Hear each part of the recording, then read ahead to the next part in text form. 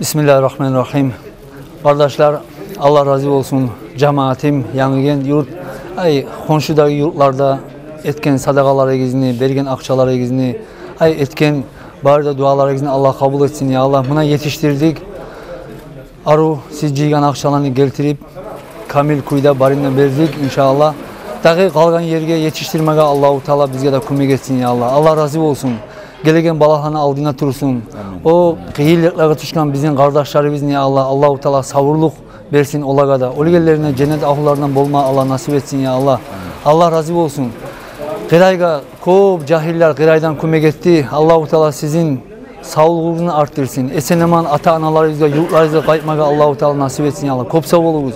Şöyle şüley zatta birlik mi katarık. Şüley zatta koşuluşma tarık.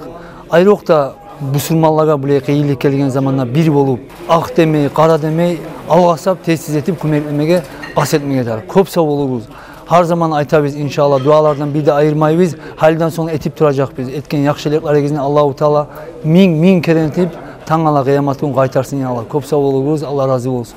Biz şu kurulgan komisyonu atinden Sultanmut Fondu atinden ayrıca sizge barakalla bildirmesi yemin imamına da yurtlu yol başçısına da siz yanıgen cemaat gitçi dep karamaylı başka yurtlara uruşturganla elhamdülillah yartı milyondan artık akça gelip şuna amanet etilinli şu inşallah şundaki alimleri biz şunu hayin edecek şu Suriye'deki Türkiye'deki haliklikka düşken sınavga düşken Müslüman kardeşleri bizge yetiştirecek. Allah sizin etken sadakalarınızı kabul etsin. Allah razı olsun. Gelegen balahni aldin alagan sadaka bolsun ya Allah. Buley sınavlardan başka şundan beterlerinden Allah saklasın bari da Müslüman olmayı. Vesselamu aleyküm ve rahmetullahi ve berekatuhu. Ayalı yurtlular sizge barakallah bildirme söylemen kopsa olunuz.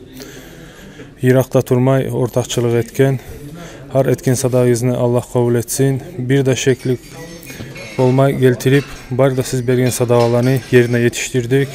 Allah razı olsun. Kızalları gizgen bari da başından sadağa olsun. Balakların aldığına tursun. Kopsa olunuz.